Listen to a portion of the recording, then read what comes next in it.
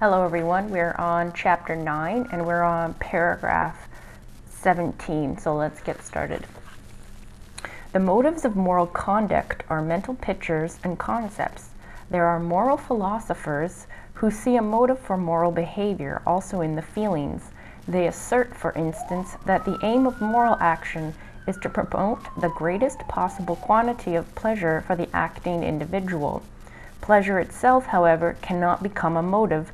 Only an imagined pleasure can. The mental picture of a future feeling, but not the feeling itself, can act on my characterological disposition. For the feeling itself does not yet exist in the moment of action. It has first to be produced by the action. And 17 is summarized as follows. The motives of moral conduct are mental pictures and concepts. Some philosophers see feelings, example pleasure, as a motive. However, pleasure itself cannot be a motive, but an imagined pleasure can. It is the mental picture of a future feeling, not the feeling itself, that can act on my characterological disposition. So in this paragraph, Steiner is pointing out that what directs our will is our mental pictures and concepts. And he talks about feelings, and it's usually, if you think about it, it's not so much feelings that motivate people, it's the mental pictures that they have of a feeling usually that spurs them on. And he talks about pleasure as a feeling. It's an imagined pleasure. So if you think about it, if you have a job that you're interested in, you have this imagined pleasure in your mind that you'll get if you attain this job, and so that motivates your will. It's the mental picture you have of feelings. And what he says, as he points out in this paragraph, he says the mental picture of a future feeling, but not the feeling itself, can act on my characterological disposition.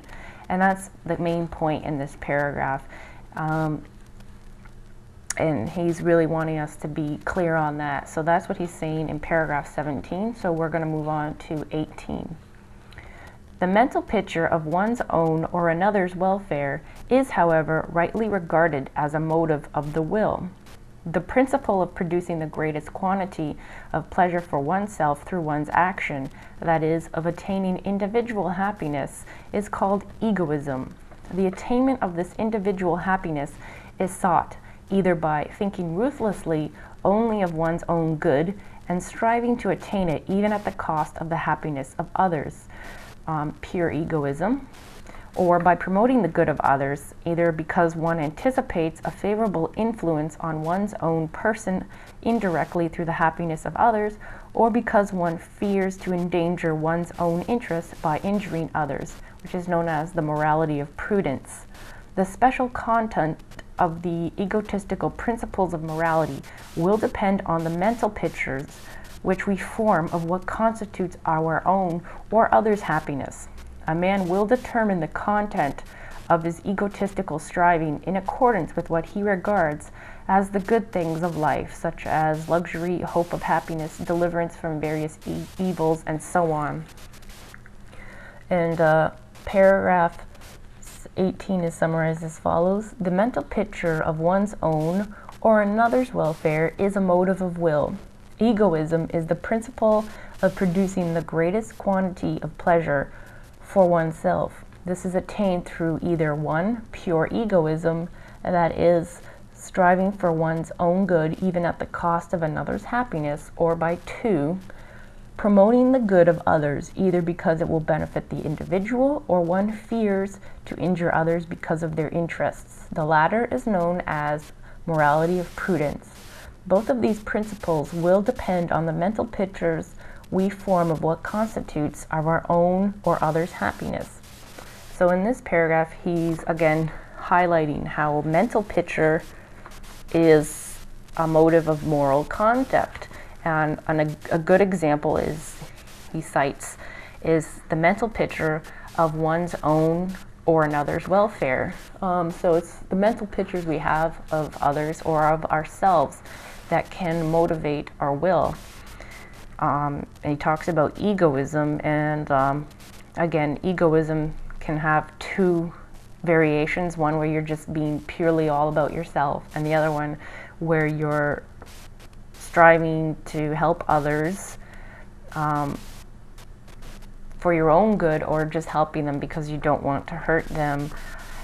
Again, all of these principles of morality depends on the mental picture that we have of what constitutes our own or others' happiness. And if you think about your own life, you know, you have your own ideas of what you have your own mental pictures of what you think will make you happy, but those mental pictures are not going to work for everyone. Like, if you think everyone has the same mental pictures as you do to make them happy, you may be wrong. And so we have to realize everyone has their own different mental pictures of what's going to make them happy, and that's what motivates people in their will, is the mental pictures that they have. And a lot of people obviously are not conscious of the mental pictures they have of things. He hasn't talked about being conscious of your mental pictures in this paragraph, but that's basically what he's talking about, is that it all depends on the mental pictures that we form. That is what motivates our will. And that's just basically what these two paragraphs have been talking about. So that's all we're going to cover for this session. So if you have any questions or comments, just send me a message. Bye.